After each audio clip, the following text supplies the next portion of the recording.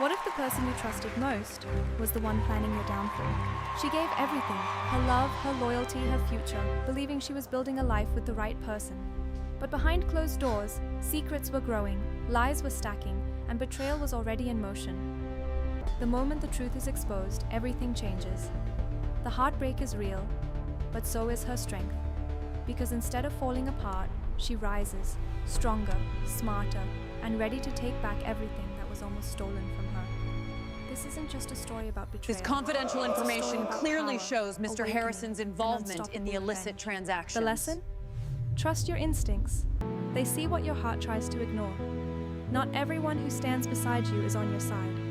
And sometimes, losing someone is exactly how you find yourself again.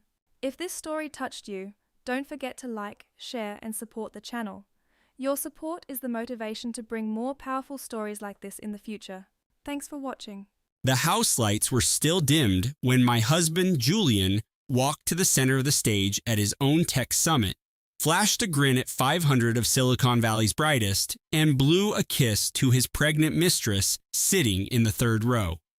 His mother was seated right next to me, my 14-year-old son was at the adjoining table, and the governor, who had just lauded Julian on a magazine cover, was a few feet away. I just sat there, my fingers cold on my phone, and one thought kept looping in my head. I already knew. I knew, and it was still a punch to the gut. He believed that public coronation of his affair would break me. He figured I'd cry, make a quiet exit, and fade away while he smoothly installed her into his new life. He was wrong, because what nobody in that auditorium knew, not him, not her, not his venture capitalists, was that I had a secure file on my phone. And before his keynote speech on building the future with integrity was over, the massive screen behind him would display every secret he thought he had buried. This is the story of how a supportive partner became the undeniable record. Here's a lesson everyone should learn. Your grace is not a weakness. Your silence is not consent. And the day you choose to be the narrator of your own life is the day your real power is unleashed. If you have ever been made to feel small by the one person who promised to build you up, this story is for you. If this telling of events makes your skin prickle, if it lights a fire in your chest, if you feel a sense of recognition, do me one favor tonight. Hit the subscribe button. Not for my own validation, but for the next person who needs to find this when they feel lost at 3 in the morning. Every subscription, every like, and every share helps this story reach someone sitting in the darkness, wondering if they're the one who's crazy. They are not, and your click might be the signal that proves it. Drop a comment and tell us where you're tuning in from and share what you would have done in that massive auditorium. We see every single one. The house lights were still dimmed when my husband used his Innovator of the Decade keynote to debut his pregnant mistress to the entire tech world. 500 people. My mother-in-law, my 14-year-old son, the governor of California. And I just sat there, my phone in my hand, thinking, I knew, and it still didn't prepare me. But let's rewind to the beginning, because the ultimate betrayal wasn't the keynote. It began a year earlier, on a Wednesday, with a single notification from a shared family calendar I was never supposed to see. To the outside world, Ilara Vance had the kind of life profiled in tech journals. A stunning modern home in Pacific Heights with panoramic views of the Golden Gate Bridge. A husband, Julian, the celebrated CEO of a disruptive AI company. A 14-year-old son named Owen who was already winning national coding competitions, and her own respected career as an architectural historian dedicated to preserving San Francisco's heritage. It was a life of engineered perfection. But from the inside, Ilara had started to feel a chill. It began with small discrepancies, the type you ignore because to question them is to risk pulling a thread that could unravel everything. Julian saying he was stuck at the data center all night, but his smart car's charging log showing it was parked at a luxury condo tower in Mission Bay. Julian coming home smelling not of stale office air, but of a specific artisanal coffee from a cafe she'd never been to. Julian's private financial documents suddenly being moved off their shared home network and onto an encrypted server she couldn't access. She told herself she was overthinking it. She told herself that 15 years of partnership had earned him the benefit of her trust. She rationalized that love was a choice you make daily, not just an emotion, and Julian was just under enormous pressure with a new product launch. Then, Owen said something that cracked her foundation of denial. They were eating dinner, just the two of them, on a Friday. Julian was supposedly in an emergency all-hands meeting. Owen was watching a live stream from a tech blogger on his tablet when he looked up, his expression more serious than a typical 14-year-old's. He asked, "Mom, why was Dad's car in the background of that blogger's video? He was reviewing the new smart home tech at the Apex Tower." Ilara forced a light laugh, suggesting he was probably meeting an investor who lived in the building. But long after Owen was in his room, Ilara stood in her minimalist kitchen, gripping the quartz island until her knuckles were white. The faucet ran and ran. She didn't cry. She didn't call a friend. She just stood there thinking, since when did I start lying to my own son? On the first Sunday of every month, the Vances held a coveted spot at a private brunch at a Silicon Valley country club, where Julian's father, Harrison Vance, a legendary venture capitalist, held court.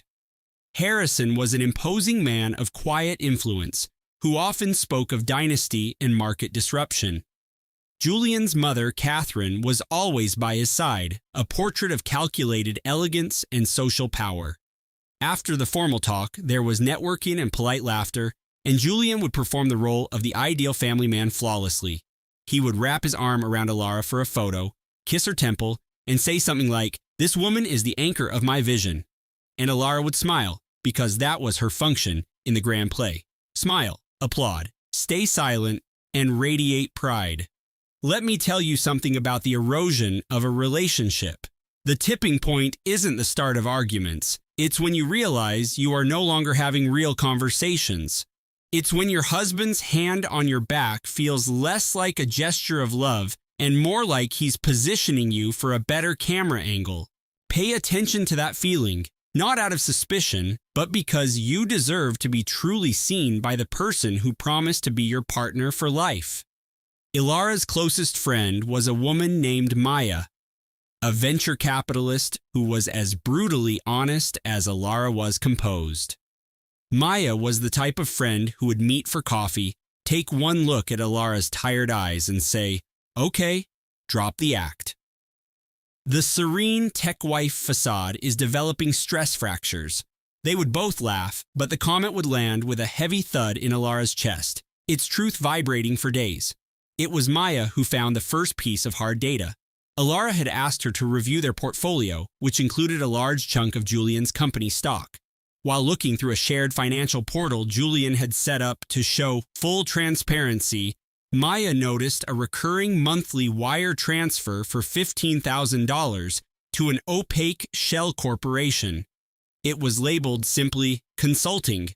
Free, being a VC, Maya had her analyst run a check on the LLC. It traced back to a property management firm that handled units in one building only, the Apex Tower in Mission Bay. The sole registered agent of the company was a Miss Sienna Croft. Maya sat in her high-rise office overlooking the bay and stared at the digital trail for a full 10 minutes. Then, she saved a secure copy of the documents, wiped the search history from the portal's logs, and spent the next 3 days feeling like she was hiding a grenade. She tried to invent a plausible reason. Maybe it was a stealth investment. Maybe it was a retainer for a headhunter. Maybe Sienna Croft was a coder working on a secret project, but she knew. It's a certain kind of pattern recognition that successful people have, a gut-level certainty when the data doesn't match the story. On a Tuesday night, over wine at a quiet bar, Maya slid her tablet across the table. Ilara looked at the diagram showing the money trail. Her face lost its color, but her hands remained steady. She set the tablet down, took a measured sip of her Chardonnay, and said, "It's likely an investment in a new startup he hasn't mentioned yet." Maya leaned forward, her voice sharp but low. "Ilara, the payments are $15,000 a month. The company is a ghost. and the registered agent is a 24-year-old brand influencer who is not listed anywhere on your husband's official or shadow payroll. I checked. You would have noticed a $15,000 monthly debit. He wouldn't forget to tell you about that. Maybe it's time to stop writing narratives for a man who is actively scripting a new life. The air between them was heavy with everything left unsaid. Ilara skillfully shifted the conversation to Owen's upcoming coding competition. Maya allowed it because real friendship is about knowing when to present the facts and when to let them marinate. But that night, after Owen was asleep and the house was silent, Ilara opened her own laptop. She didn't bother trying to access their financial accounts. She knew Julian had them locked down. Instead, she typed Sienna Croft, San Francisco into a search engine. Her pulse throbbed in her ears. She told herself it was a coincidence. She told herself there was a business explanation. She told herself she was being paranoid. When you uncover a piece of information that feels like a betrayal and your immediate reaction is to try and disprove it, that reaction isn't loyalty. It's an instinct for self-preservation. Loyalty requires truth. Self-preservation builds a comfortable fiction. And Ilara had been building fictions for so long, she'd forgotten how it felt to ask for a simple fact. But the wire transfers were facts. The name was real. And somewhere in a gleaming new skyscraper overlooking the water, a woman Ilara had never seen was living in a luxury apartment funded by her husband. Ilara moved through the next 2 weeks on autopilot. She chaired historical society meetings, consulted on building restorations, and helped Owen debug his code, all while acting as though her world wasn't tilting on its axis. But the performance was exhausting. It felt like directing a play while the stage was quietly burning down. On a Monday morning, she made a choice that was both terrifying and electrifying. She called a former colleague from grad school who now ran a digital forensics firm in New York.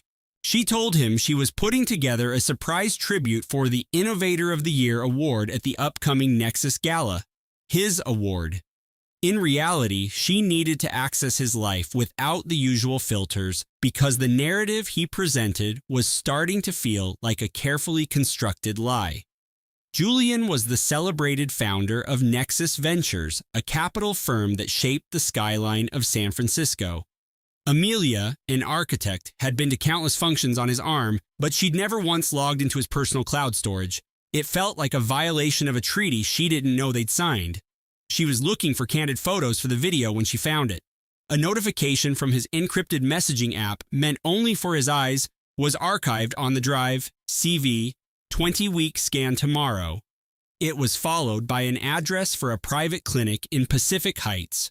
Amelia felt a cold, structural dread, like watching a foundation crack in real time. CV. She knew his firm was backing a brilliant new AI developer. A quick search of his portfolio companies confirmed the woman's name, Cora Vance. The appointment was for tomorrow at 10 in the morning. Amelia stood on the opposite side of the street from the clinic, the San Francisco fog failing to soften the brutal clarity of the moment.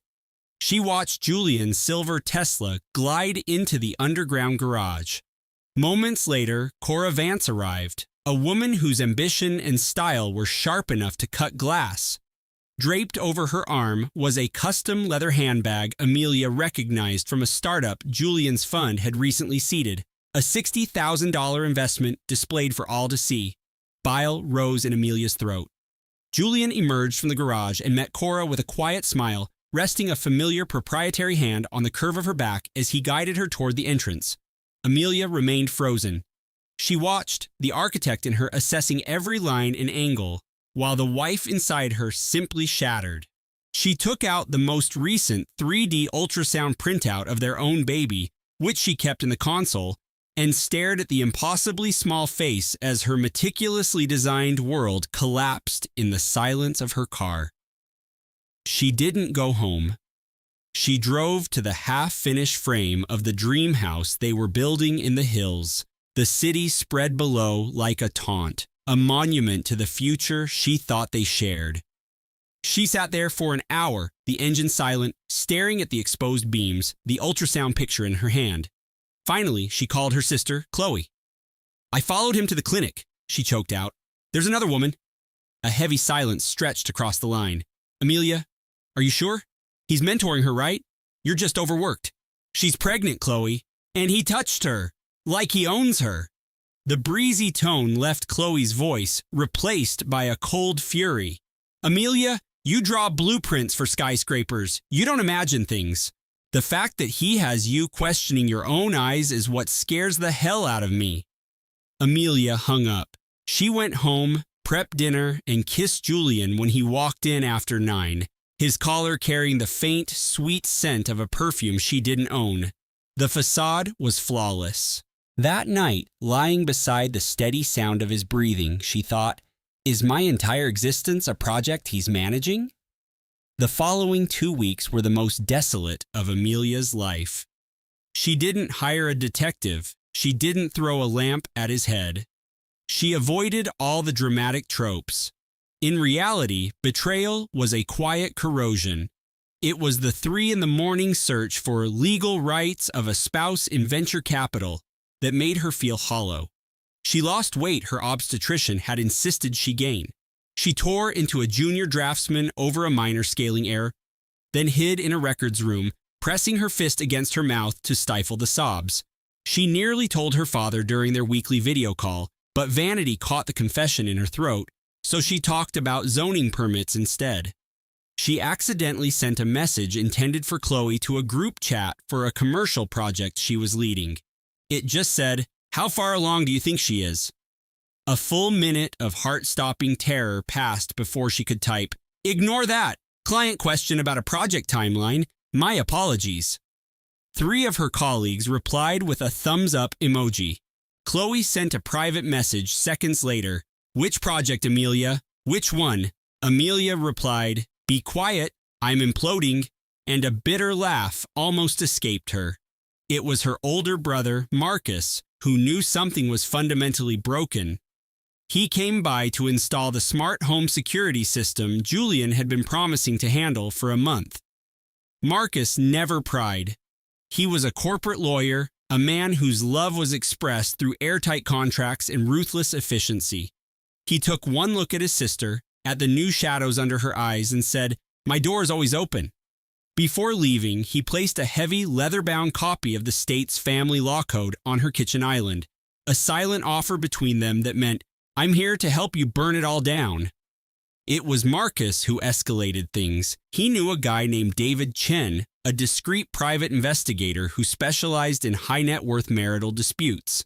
Marcus set up the meeting, telling Amelia he was taking her for coffee to go over her firm's latest partnership agreement. When they arrived and David was already at a corner table with a laptop and 3 espressos, Amelia looked at her brother. "This isn't about the partnership." "No," Marcus said. "It's about dissolving one. Sit down." David glanced at the photo Amelia had discreetly taken of Julian and Cora outside the clinic. "Listen," he said, his tone professional and detached. "Maybe there's an innocent explanation. But innocent explanations rarely involve 2 people entering a prenatal clinic together." Amelia stared at the wood grain of the table. "I don't want to be the woman who has her husband followed." Marcus leaned in, his voice firm. "You're an architect, Amelia," he said. "You deal in facts and foundations. All you're doing is getting the blueprints." "Precisely," David added. "I'm not here to build a case for your emotions. I'm here to get you the facts. There's a big difference." Amelia looked at Marcus, who was watching her with a fiercely protective gaze. "Okay," Amelia breathed. "Find everything." David nodded, closing his laptop. "You'll hear from me?" He paused. "And for the record, if this is all a huge misunderstanding, I'll be happy to send you a bill for nothing." It was not a misunderstanding. 1 week later, David sent an encrypted file. It was a digital map of a double life. Financial statements detailing a monthly wire transfer to a holding company that owned a penthouse condo at the Four Seasons. A second private cell phone bill registered to that same company. Scraped photos from Cora's private social media showing her and Julian on a work trip to Singapore, their arms around each other. Then came the detail that finally stopped her heart. a scanned receipt emailed to Julian's private account from a high-end baby boutique for one smart bassinet delivered to Cora's address. It was the same one Amelia had just added to their own registry. The delivery was scheduled for the following week. She checked the date of the Singapore trip 6 months earlier, the one Julian insisted she sit out because the long flight would be too stressful so early in her pregnancy. The math was sickeningly simple. Cora was 8 weeks ahead of her. He wasn't just launching a new fund. He was launching a new life. She stood, texted a single coded thank you to David, and walked to her car. She drove to her office, the only space that was truly hers. It was past midnight, and she parked in her designated spot in the empty garage, the city lights of the financial district twinkling below. She sat in the driver's seat, the spot she had occupied every day for 5 years, and she let out a scream. It was a raw, silent scream that tore through her but made no sound, a violent tearing of the life she had designed. Then her composure returned, cold and sharp. She picked up her phone and called Marcus. "I need you," she said, her voice like ice. "I'm on my way," he replied. No hesitation. He just came. The time between that night and the Nexus Innovator Awards passed in a state of hyper-focused calm. She went to meetings, she approved blueprints, she sent Chloe single-word reassurances. She would confront Julian at the gala. She would be poised. She would present her evidence, demand a settlement, and protect her child from the fallout. She had a strategy. The strategy was her anchor in the glittering chaos of San Francisco's tech scene.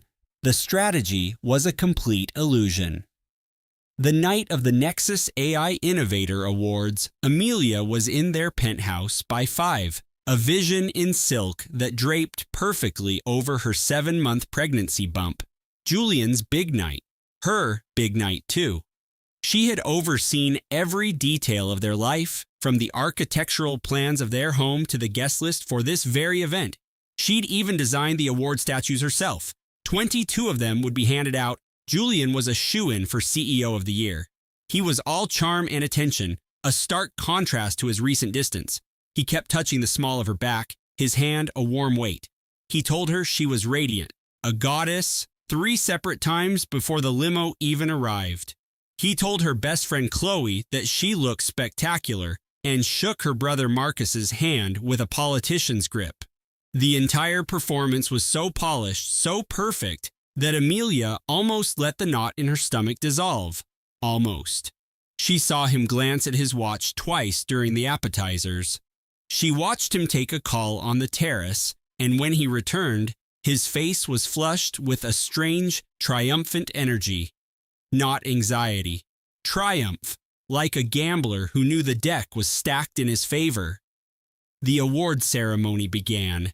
The chairman's voice droned on, a soothing hum of corporate praise for innovation, disruption, and synergy. Everyone clapped. Then Julian's name was called. He stood, kissed her cheek, and strode to the stage. He accepted the award, a sleek silver sculpture she'd sketched on a napkin months ago. The room was his. Clara's chest felt tight with pride. He was about to mention her design, right here, at the unveiling of the Vance wing at the Met, but his speech, broadcast on the ballroom's massive screens, took a sharp turn. "I've started a new chapter," Leo said, his voice smooth and practiced. "I've met someone. Her name is Sienna, and she is giving me a son." He walked to the front of the stage, extending a hand. From a table near the front, Sienna, a junior project manager from his development firm, rose into the spotlight. Her silver gown shimmered, clinging to a pregnancy just as advanced as Clara's, and she looked both awestruck and radiant. Leo wrapped an arm around her waist and addressed the stunned silence of New York's elite. "I know the timing is unusual," he announced, "but my life's work is building on foundations of truth. I hope you will all support us in this new beginning." The silence that followed was a physical thing, a pressure that sucked the warmth from the grand hall. A waiter dropped a tray of glasses, the crash echoing like a gunshot against the marble. Her brother, Ethan, shot to his feet, his chair screeching backward. The museum director's face was a pale, slack-jawed mask of shock.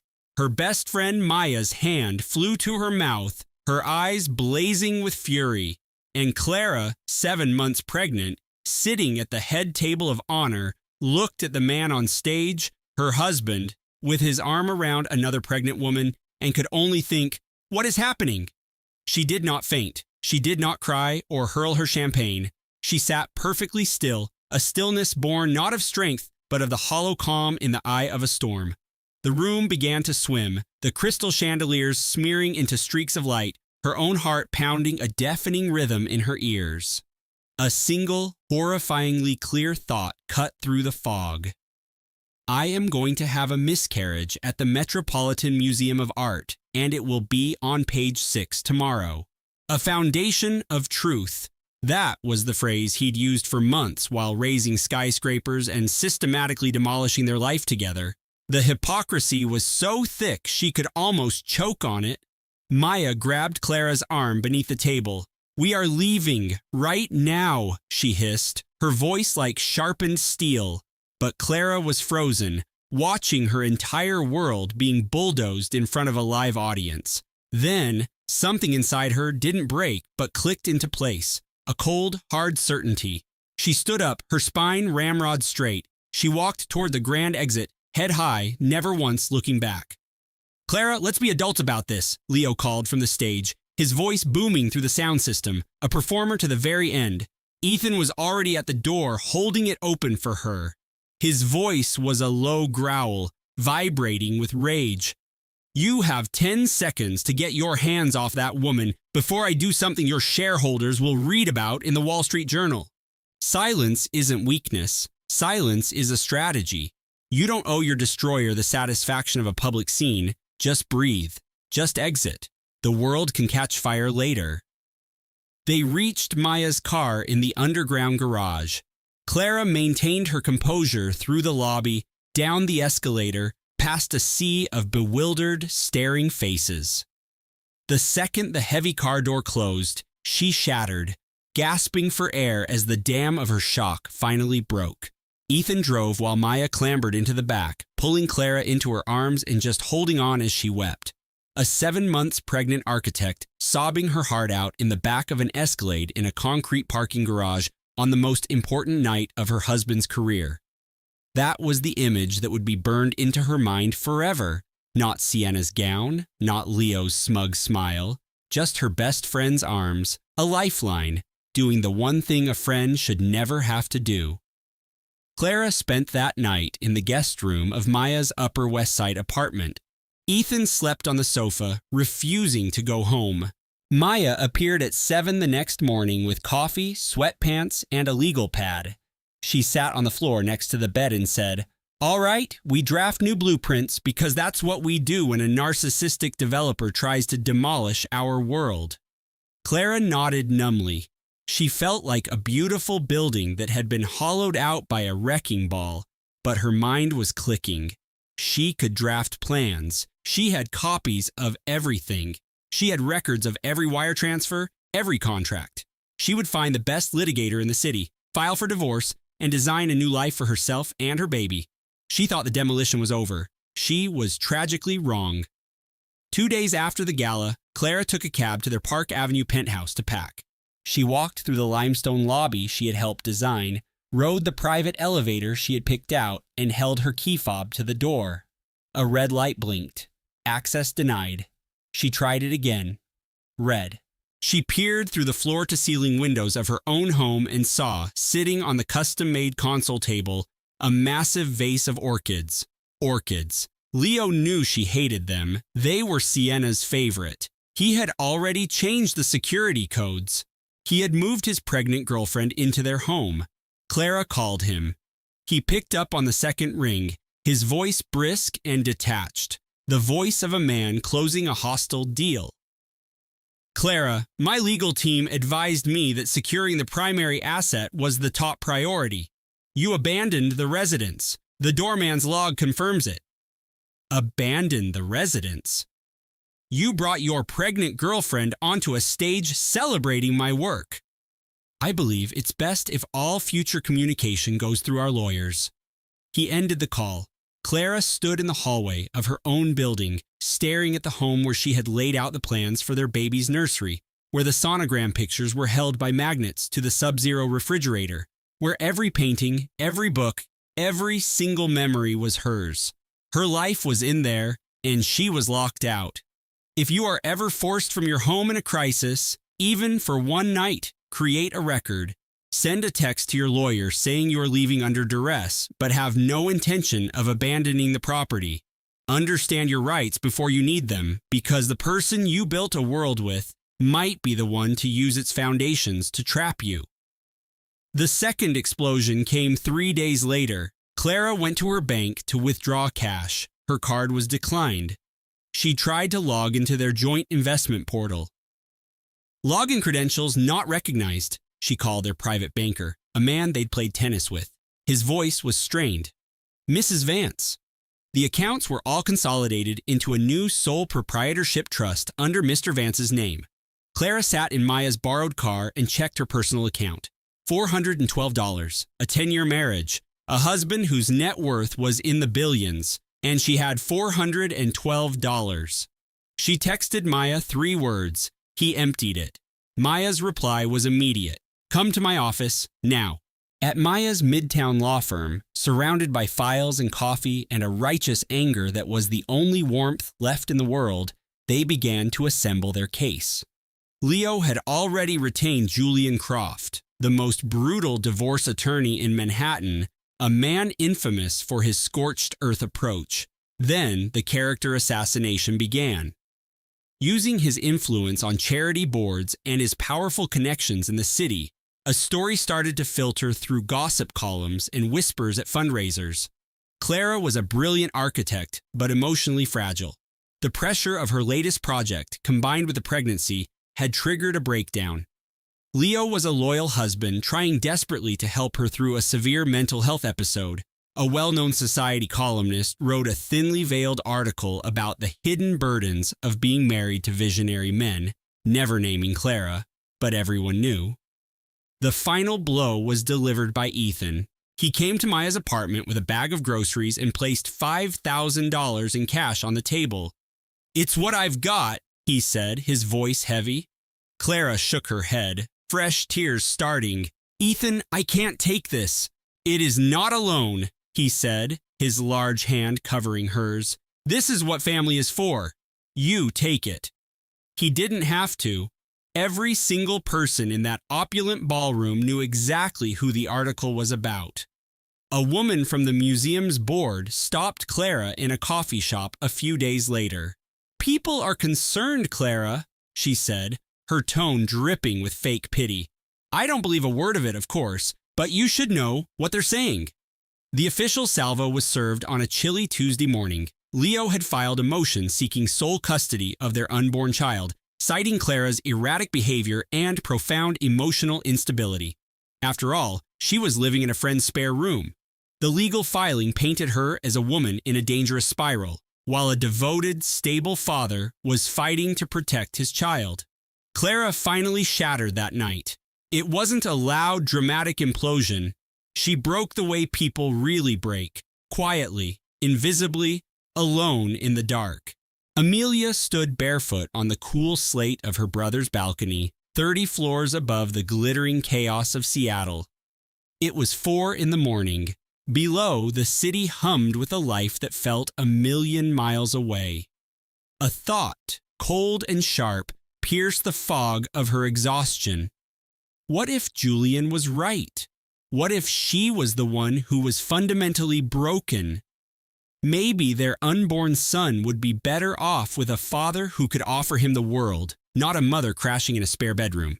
The notion was a dark comfort, a quiet lie she almost let herself believe. Then she felt it, a soft, determined flutter from within, a tiny foot pressing against her ribs, a small life reminding her it was there. She opened the sliding door and went back inside. Her son, smelling of potential and hope, was already here, already counting on her.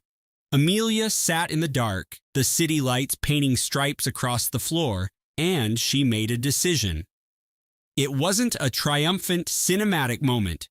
It was a silent, bone-weary promise made by a woman who had nothing left but the future she carried. She would fight. Catherine Bennett's law firm took up the entire top floor of a new glass skyscraper overlooking Puget Sound. The sign simply said Bennett Law, and the air inside smelled of strong coffee and ambition. On Catherine's desk, a gleaming chrome water bottle was engraved with the words, "Disrupt everything." Behind her, a framed quote from a tech pioneer read, "The best revenge is massive success."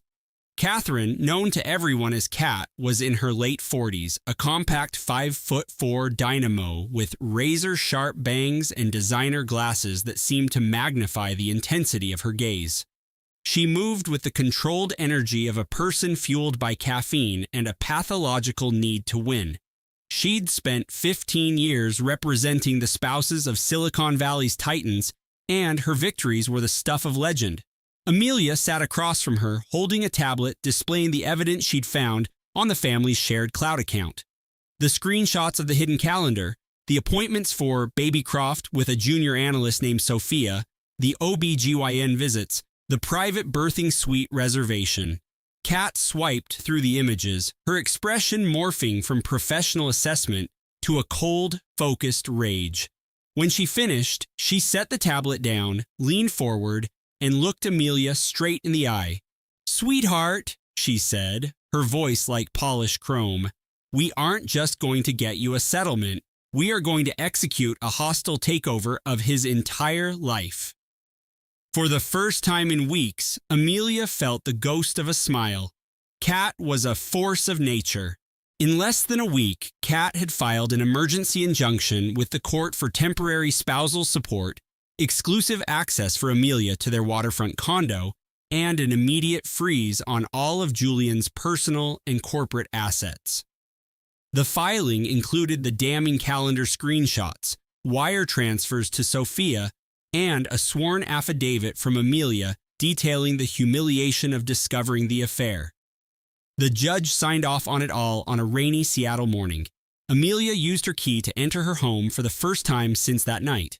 Sophia's designer tote bag was gone from the entryway. Julian's things were scattered about, but the condo felt sterile and empty, the floor-to-ceiling windows reflecting a stranger's life. Amelia went straight to the nursery. The worn copy of The Little Prince, the one she read aloud to her belly every night, was on the rocking chair where she'd left it. She picked it up, held its familiar weight in her hands, and stood there for a long time, breathing in the scent of new paint and her dreams for her son, the smell of everything she was now fighting for. The tide was turning. She had a lawyer. She had proof. She had a plan. For the first time in what felt like an eternity, Amelia felt a spark of something she thought had been extinguished for good. Hope. That's when the counterattack came. Julian's lawyer, David Chen, filed a motion that hit like a denial of service attack. The accusation was breathtaking in its audacity. Amelia Hayes, he alleged, was guilty of corporate espionage and was having an affair with Marcus Thorne, the cybersecurity expert she had hired to recover deleted files. Chen presented server logs, security footage of Amelia entering Marcus's downtown office building after hours, and timestamps that painted a devastating picture. The data was real, but the story was pure fiction. Every meeting had been to salvage the evidence Julian was actively trying to erase. But stripped of their context, the logs and images told a story of betrayal. The judge, now wary, suspended the asset freeze and Amelia's exclusive access to the condo, pending a full hearing. Kat slammed her fist on her conference table, rattling her chrome water bottle. "Those logs are from the data recovery. He was working for her." "I know," Kat said, rubbing her temples. "You know, but now we have to prove it, and that buys Julian time he can use against us." That night, a text from Julian lit up her phone. The tone was casual and dismissive, the kind he used when closing a deal he already knew he'd won. "Amelia, just sign the papers, take the buyout, $500,000 for your shares, and we can co-parent. Walk away. It's better for everyone, especially the baby." $500,000 for the company she helped build from a garage startup. For the 12 years of her life, she'd poured into his dream for her silence. It wouldn't even cover the down payment on a place in their neighborhood. Amelia sat at the huge glass dining table that night, the settlement offer glowing on her laptop, the digital signature line blinking. The condo was utterly silent. Her son was a quiet weight inside her. Outside, the Seattle rain beat against the windows, relentless and cold. She thought about clicking accept. She thought about how easy it would be to just end it all. She thought about the profound exhaustion that had settled into her bones and how simple it would be to take the money and disappear. Her brother, Leo, appeared in the doorway. He'd let himself in, sensing the crisis. "Don't you dare touch that mouse," Leo said, his voice low. "Leo, I'm just so tired." "I know. You didn't claw your way back from a public smear campaign and a financial ambush only to surrender everything for pocket change. Drop the pen." Elara let the pen fall from her fingers. Chloe slid into the chair beside her. Silence hung between them for a while before Chloe finally spoke. "Remember that first gallery you opened? That pompous critic from the Chronicle who tried to claim your breakout artist was a fraud?" A faint smile touched Elara's lips. "I made him run a front-page apology." "Precisely," Chloe insisted, "because you fought for what was right. You're a fighter, Elara. You've just let him make you forget it." The battle to unfreeze her assets took 3 excruciating weeks. 3 weeks without access to her own money, 3 weeks of Julian parading through their waterfront condo as if he'd already won. 3 weeks of toxic gossip filtering through the San Francisco art scene. But her lawyer, Diana, was a shark. Marcus, her forensic accountant, provided his credentials. The original retainer agreement with Elara dated a month before she even filed for divorce, and network logs that built an ironclad timeline of their work together. His deposition was so dense, so meticulously detailed, and so profoundly boring that Julian's lawyer couldn't find a single thread to pull. The judge not only restored Elara's access to her funds, but also issued a stern warning to the opposing counsel for attempting to deliberately misrepresent the facts. Diana's call came from the steps of the courthouse, her voice electric with victory. "We're back on the board, kid, and he now knows we don't spook easily." Elara finally breathed out, a single exhale that felt like it had been trapped in her chest for a month. The divorce was proceeding. Diana was confident they could secure the condo, a favorable custody agreement for their daughter, and substantial support. For the first time, Elara thought she might actually survive this. She should have realized it would never be so straightforward. Sophia's name appeared on her phone on a Tuesday night, an unlisted number. Elara's first instinct was to ignore it. "Mrs. Croft, it's Sophia. Please, I'm asking you not to hang up." Elara's fingers tightened on the phone. Every instinct screamed at her to disconnect, that no good could ever come from a conversation with the woman her husband had woven into a secret life. But she heard something in Sophia's voice, a faint tremor, a crack in her poise that Elara knew intimately from hearing it in her own voice for months. "I have to meet you," Sophia said. "It has to be in person. It's about Julian, and it's about my baby." They agreed to meet at a small, faceless cafe in the Mission District, a place far removed from the circles their worlds traveled in. Sophia was already there, tucked into a booth in the back, her hands cradling a coffee cup that had gone cold. She was nothing like the self-assured architect Elara had seen at company galas. She looked diminished and terrified. The curve of her pregnancy was unmistakable against the table's edge. Elara took a seat. For a long moment, neither of them said a word. Elara finally broke the tension. "Why am I here?" Sophia pushed a sleek, encrypted hard drive across the table. Her hands were shaking. "He told me your marriage was just a partnership," Sophia started, her voice a near whisper. "He said you were emotionally unavailable, that you had been living separate lives for years. He claimed he only stayed because of your daughter, but that he was profoundly lonely and I fell for it. He's so charismatic, and I was 31 and tired of dating, and he made me feel like the only person in the room." She paused, her breath catching. "Last week, He told me that if I refused to sign a legal declaration stating I had witnessed you conspiring to hide financial assets, he would ensure I never saw my child. He said his lawyers would paint me as an unstable, unfit mother before the baby was even born. That's when I knew. He doesn't love me either. I'm just his next project. The confession settled in the stale air between them. Two women in a worn-out booth, linked by the methodical cruelty of one man. Ilara stared at the encrypted file on her laptop. "What is all this?" she asked. "Everything," Sophia's voice said, thin and distorted over the burner phone. "The servers he leased in Panama, the shell corporations he set up in Dublin, the cryptocurrency wallets. He funded an entire luxury high-rise in Lisbon using my name and professional credentials, something I knew nothing about. He has me listed as a key investor in projects I have never even seen. He's entangled me in this just as deeply as you, and I was completely blind to it." Ilara scrolled through the directory.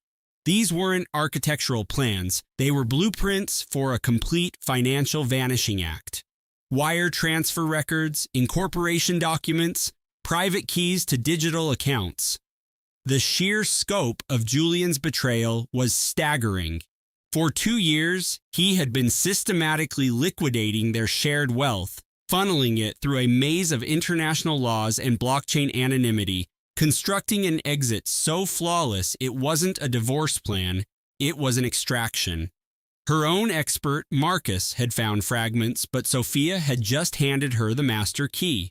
$5.7 million, meticulously threaded into a global digital web. Ilara looked at the total, her voice barely audible. "So, our life, the baby, it was all just a distraction?" Sophia's response was hollow. "For both of us." An empty silence stretched across the line. Ilara shut the laptop. She thought of Sophia, the brilliant young architect Julian had so often lauded, and saw not the enemy she had imagined, but another woman snared in the same man's elaborate trap. It turned out the most valuable ally could come from the last place you'd ever look. The other woman isn't always the enemy. Sometimes she's just the first casualty. You don't need to be friends, and you don't need to forgive, but when someone hands you the brutal truth, you accept it. "Thank you," Ilara said, the two hardest words she had ever spoken. They made no promises to speak again. There was no shared moment of catharsis. But in that exchange, connected only by encrypted technology and a common betrayal, two women played by the same master manipulator made a silent agreement. He was not going to get away with it. When Ilara showed the data to Diana, her lawyer stared at the screen for a full 2 minutes, her expression hardening as she scrolled. At last, she met Ilara's gaze. "He didn't just have an affair, Ilara. He engineered a financial disappearing act. He's been planning to leave you with absolutely nothing for more than a year, all while he was kissing you goodnight."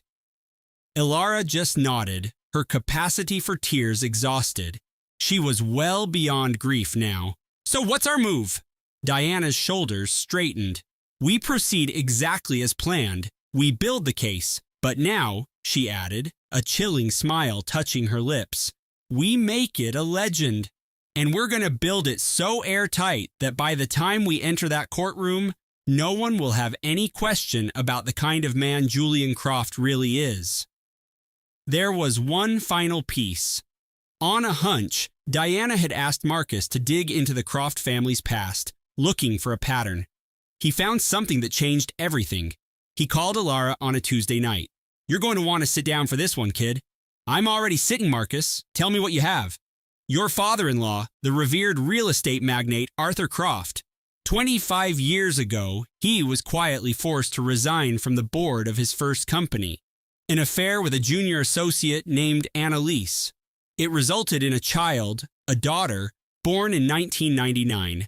Arthur paid to have the whole thing vanish. The settlement money was laundered through a construction project's budget." Ilara shut her eyes, a cold certainty washing over her. Of course, the rot went deeper. "And here's the kicker," Marcus continued. Julian found out when he was 17.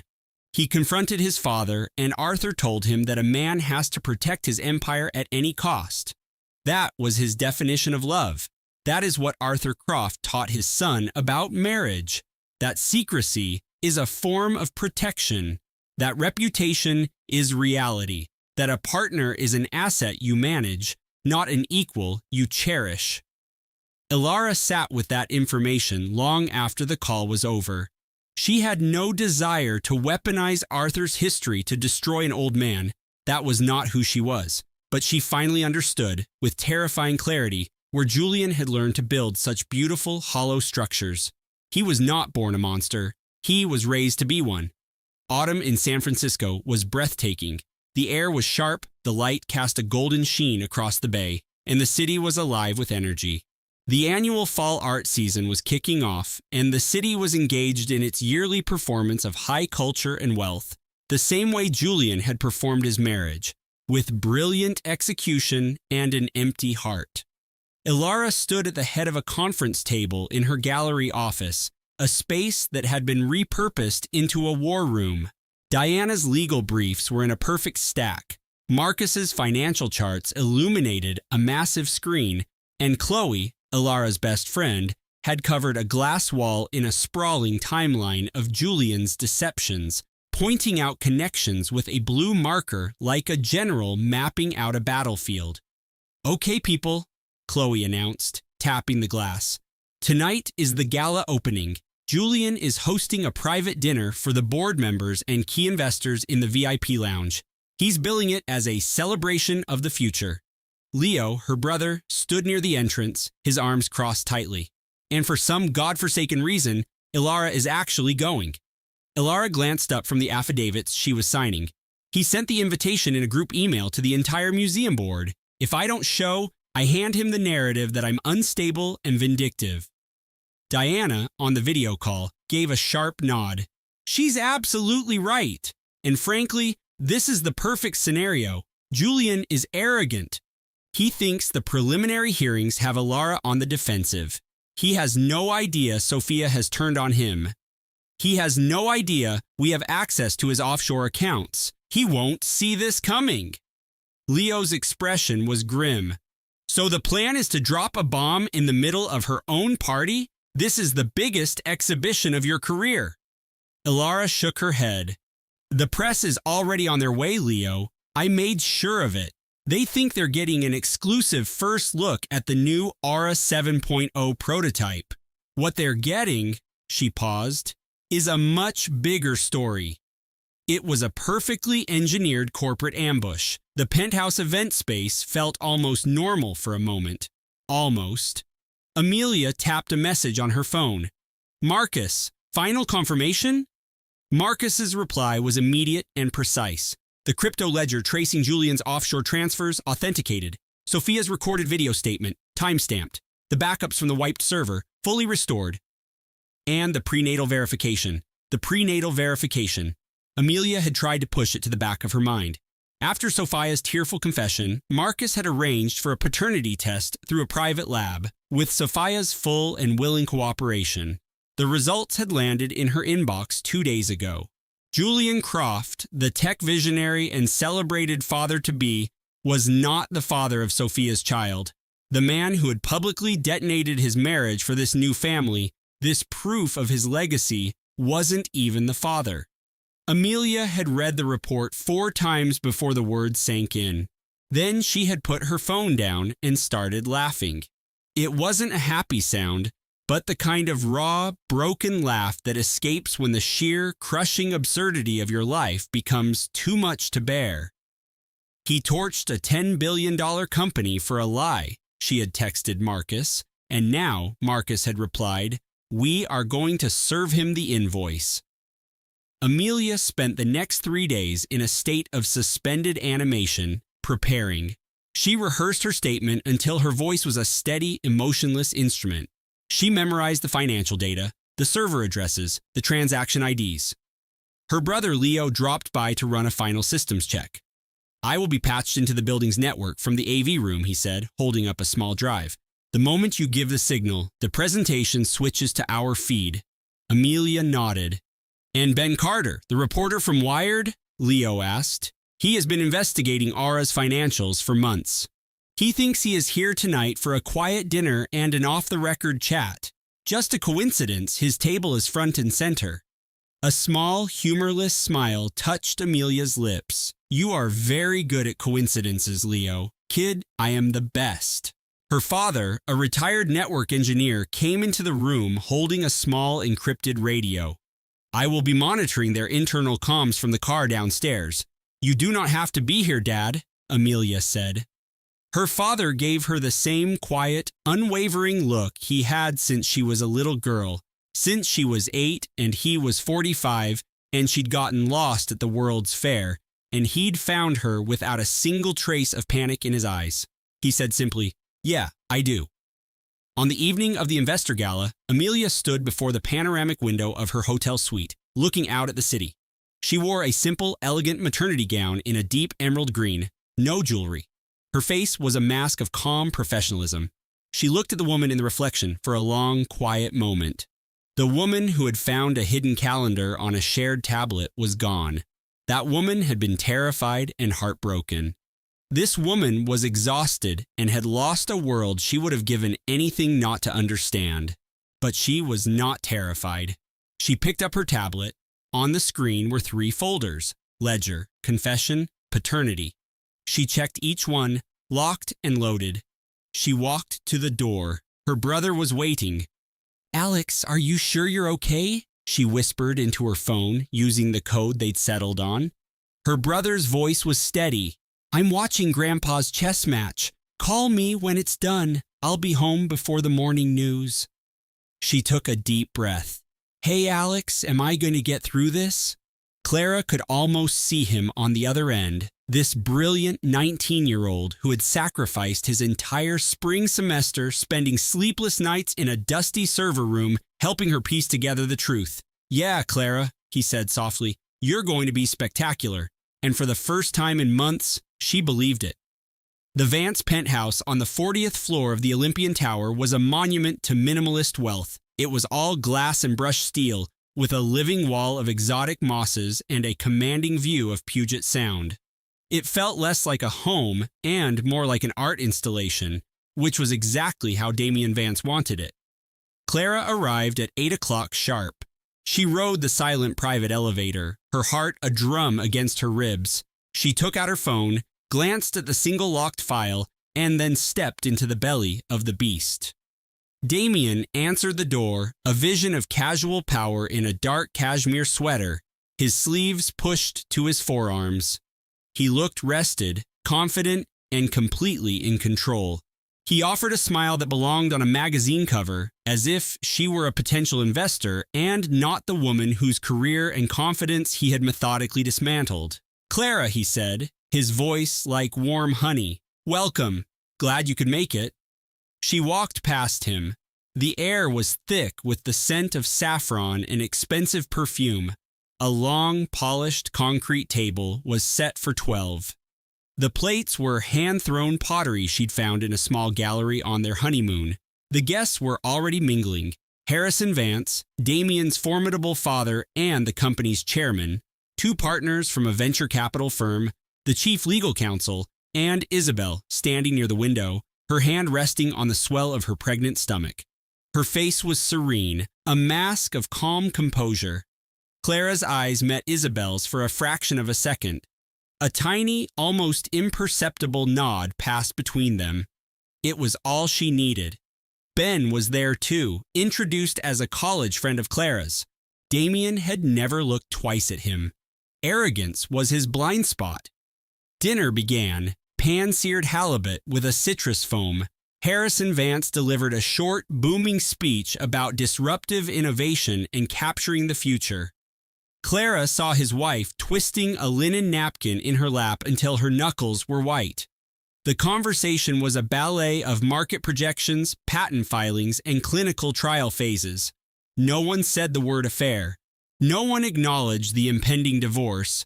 The scandal in the room was wearing a $4,000 sweater, and everyone was admiring the view. Halfway through the main course, Damien stood and tapped his water glass with a fork. The chatter subsided. "I want to thank you all for joining us," he said, his stage presence flawless. "This has been a year of recalibration. I've made some missteps, but my philosophy has always been one of absolute transparency. I see tonight as the start of a new era." He paused, letting the words hang in the air. He was a virtuoso of the dramatic pause. "I invited Clara here because it's time to consolidate our assets, for the good of the family, for the good of Elysian dynamics, for all of our futures." He sat, and a polite murmur of applause followed. He gave Clara a look that was a perfect imitation of regret. Clara let 3 seconds pass. Then she rose to her feet. The energy in the room shifted, crackling like the air before a storm. "Damien mentioned he believes in new eras," she said. Her voice was calm and clear, cutting through the ambient music. "I do too, and I believe the best way to start one is with a bit of supplementary data." She looked at the blank wall of smart glass behind the dining table. Then she said a single name: Alex. Instantly, a secure file portal shimmered to life on the glass, visible to everyone. "The portal is broadcasting on a private, encrypted network," she explained. "On it, you'll find the complete transaction history for an account in the Cayman Islands containing just over $43 million. Funds that were redirected from a federal research grant for Elysian's prenatal division over the last 2 years." The room fell utterly silent. Damien's smile didn't fade, it cracked. "Clara, what is this?" he began, but she spoke over him. She nodded at the wall. "This is a voice memo. On it, Damien is coaching Isabel on how to misrepresent their relationship to the ethics committee, promising her a directorship and a custom-built lab in exchange for her silence." All eyes shot to Isabel. She was shaking, but her gaze was fixed on Damien. Her voice was barely a whisper, yet it filled the room. "He said the child was his true legacy. He said it was our contribution to the future. He said a great many things that were not entirely accurate. And 2 weeks ago, he said that if I didn't support his story, my career in biotech would be over before it began." Damien's face was the color of ash. "Isabel, what have you done?" Her chin rose. "I did what you should have done months ago, Damien. I documented everything." Clara gestured to the wall one last time. The air in the room felt thin, like at high altitude. "This is a certified genetic sequencing panel," she stated, "conducted by the University of Washington." Isabel consented to the test. "The results are cryptographically signed and verifiable." She tapped her phone, and the document filled the wall, its text cold and unforgiving. "Paternity analysis. Subject is excluded as the biological father. Probability of paternity, 0%. The silence that followed wasn't just silence. It was a vacuum. It was the sound of a reputation turning to dust. Julian stared, his mouth opening and closing with no sound. "That's fabricated. It's forged. She's trying to ruin me." Ben stood up from his place at the table. His tone was professional, relaxed, and absolutely lethal. "The financial ledger is pulled from your own server's immutable backups. The audio recording's metadata is admissible in Washington State Court, and the university's digital signature on that report is unassailable. I would be happy to authenticate every kilobyte of this for you in a court of law, Mr. Vance. And considering the evidence of grant fraud, I imagine we'll be speaking again very soon." Harrison Vance got to his feet, his face a thundercloud of fury. His voice was a low growl. "Damien, what have you done?" Cornered and broken, Damien turned on his father, his voice dripping with years of resentment. "The same thing you did to get your hands on the founding patent for this company." The room froze. Harrison collapsed back into his chair as if his strings had been cut. His wife stared at him, a look of slow, dawning horror spreading across her features.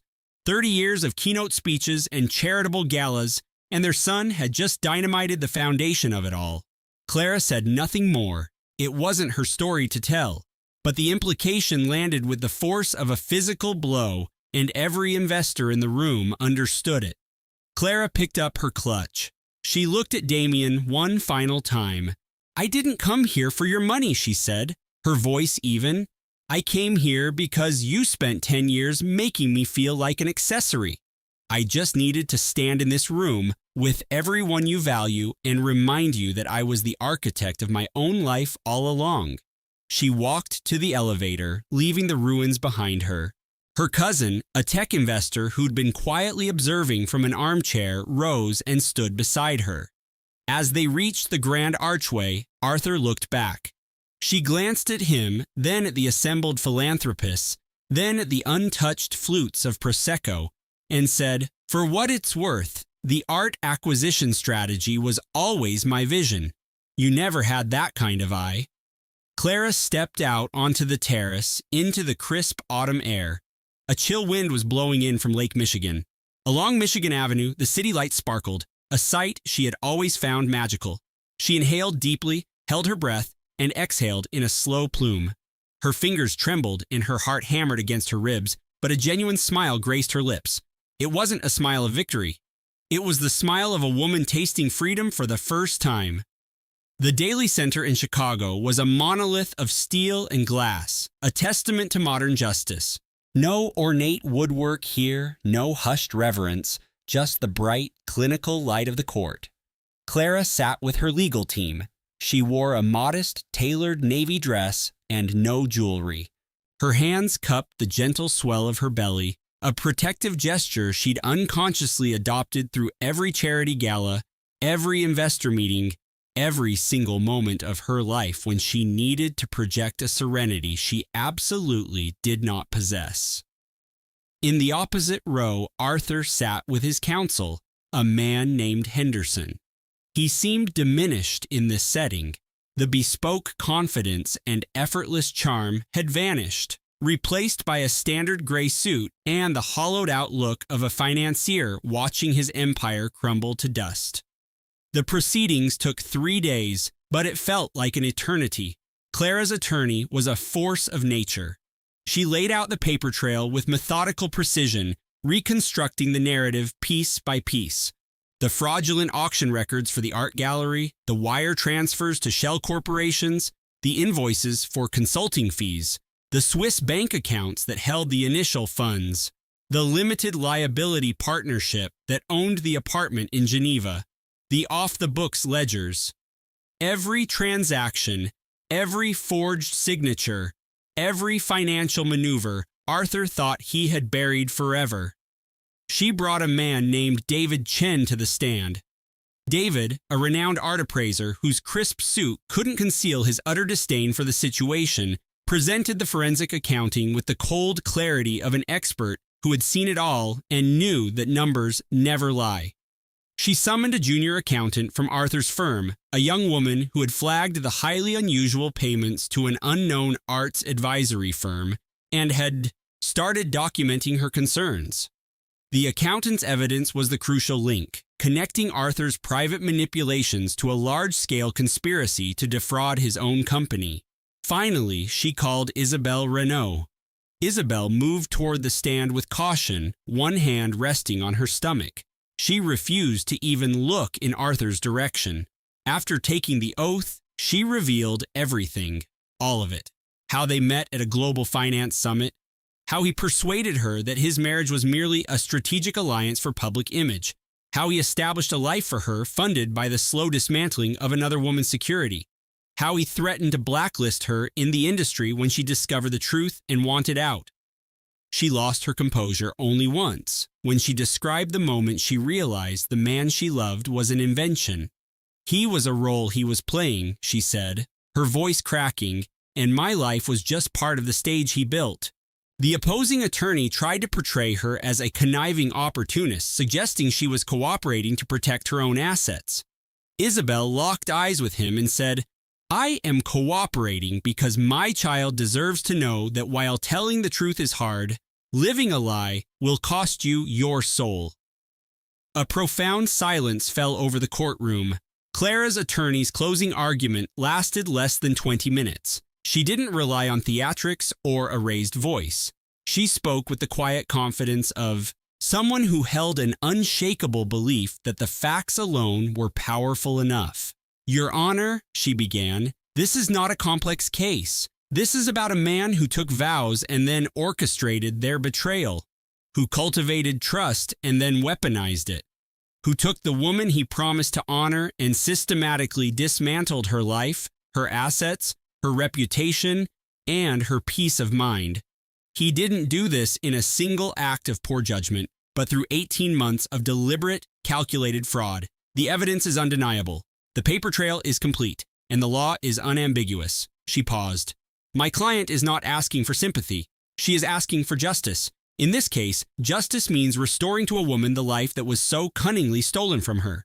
The judge, a woman named Eleanor Vance, who had been on the bench for 2 decades and was known for her sharp intellect and no-nonsense demeanor, took only a single day to deliberate. She issued her ruling on a Friday afternoon.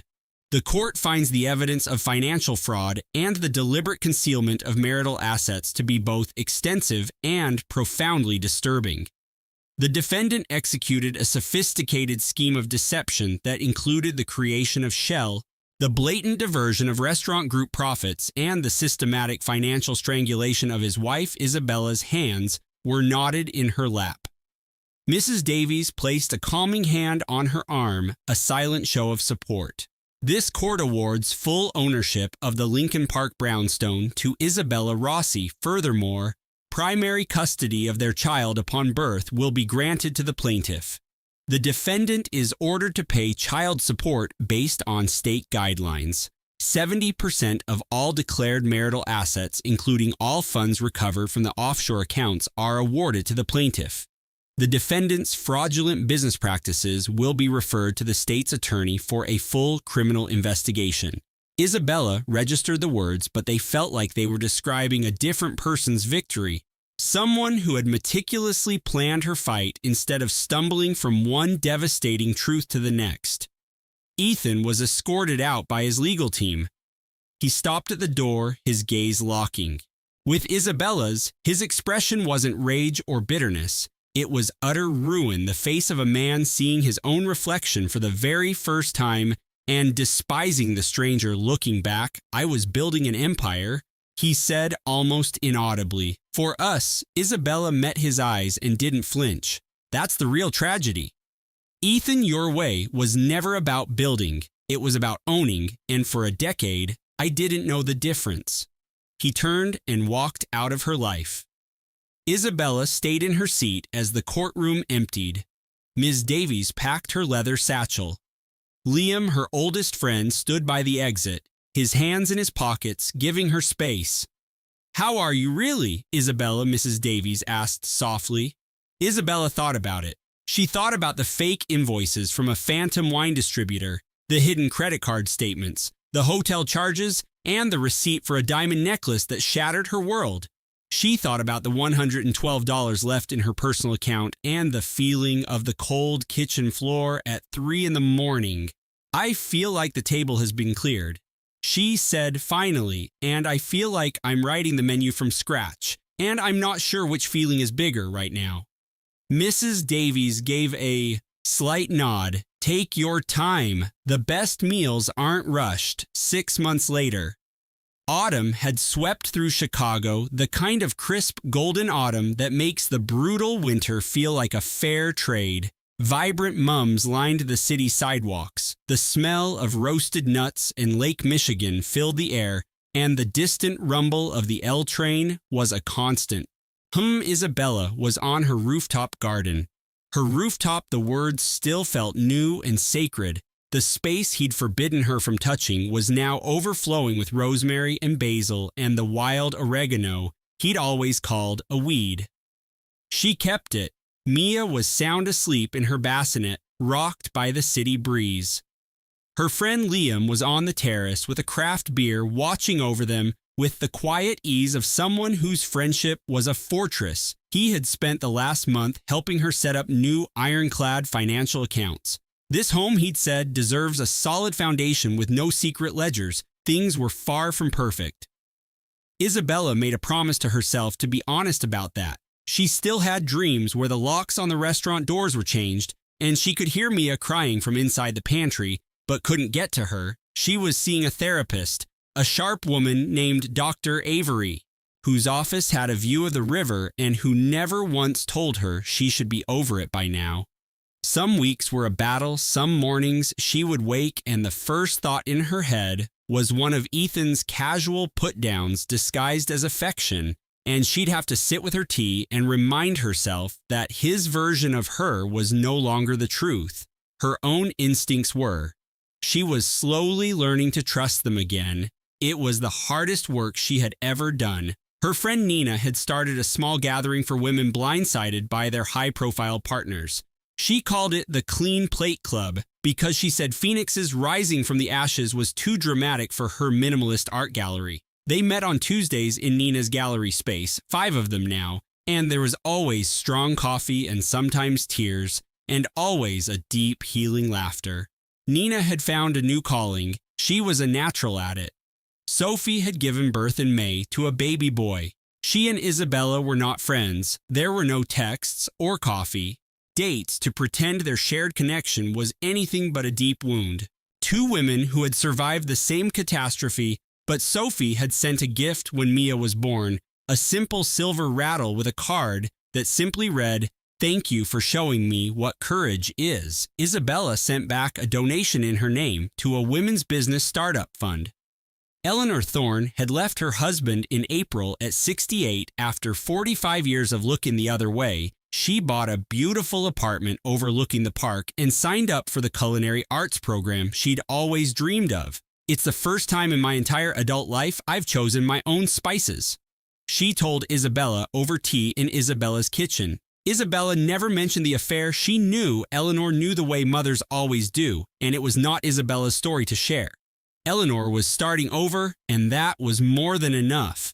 William Thorne had vanished from the charity circuit amidst a flurry of whispers.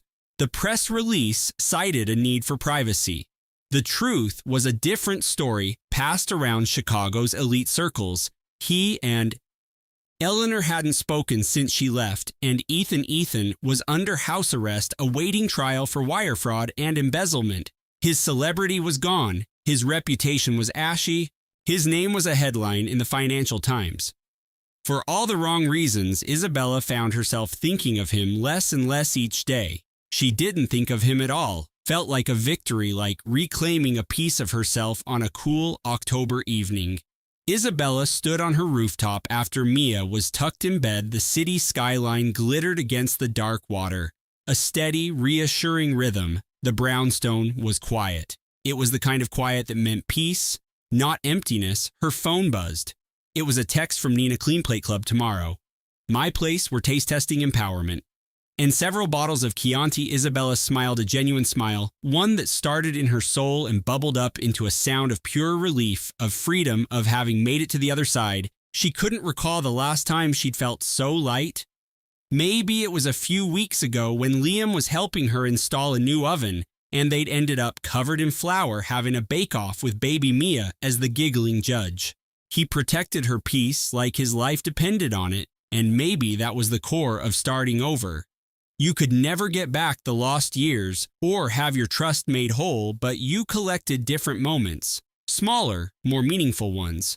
A daughter's first laugh, a loyal friend who shows up with spreadsheets and takeout when your world burns down, and who stays to help you rebuild. A few nights ago, Isabella had been looking through old photos. She found one of the 3 of them, Ethan, their infant daughter Mia, and herself, at the gala celebrating their restaurant's 3rd Michelin star, all of them smiling for the cameras. Mia had pointed to it and asked the one question Isabella had been bracing for. "Were we a happy family then, Mama?" Isabella held the photo, seeing it clearly for the first time. She saw her own smile, which she now realized was strained. She saw Mia's innocent face, and she saw Ethan's hand on her back, which she now understood wasn't a gesture of affection, but of ownership. "We were, my love," she said softly. "Those moments were real, and you can keep every single happy one. But sometimes real strength is about choosing to create a new kind of happy, and that is exactly what we're doing." Mia had accepted this with the simple logic of a child and gone back to building a tower with her blocks, a creation that was wonderfully crooked and entirely her own. Now, Isabella sat on her rooftop terrace, watching the lights of Chicago come alive. She thought about the woman she was just 16 months ago, the one who saw her husband's profile in a culinary magazine and felt only a surge of pride. She thought about the woman who days later followed a nagging feeling in her gut and found the invoices for a wine supplier that didn't exist, a discovery that led to a secret credit card and charges for a boutique hotel and a one-of-a-kind necklace. She thought of the woman who nearly collapsed in a jewelry store after seeing that same necklace on another woman's throat. She wished she could go back and whisper to that woman, not to warn her, the pain was part of the journey. She wanted to tell her that the most shattering discovery of her life would not be the end of her life, that the anxious silence she had mistaken for peace would be replaced by a quiet born of true contentment, that her daughter would be magnificent, that she would be magnificent, that the quiet whisper of doubt she had ignored for years would finally become the truth that bought her freedom. If you are hearing this and any part of Isabella's story sounds familiar, if you have ever been gaslit into questioning your own sanity by someone who promised to be your safe harbor, I need you to listen to me. You are not crazy. Your instincts are telling you the truth, and you are not alone in this fight. The first step isn't to leave. The first step is to believe that you deserve better, because you do. You always have. Clara set her laptop down on the railing of her balcony. She drew her knees to her chest, 7 months pregnant with her future, and watched the twilight settle over the city, transforming it into a glittering web of light that was entirely hers to enjoy. The next day held a conference call about curating a new collection for a tech mogul, Sophie's parent-teacher conference at 11, and a routine checkup with her doctor in the afternoon.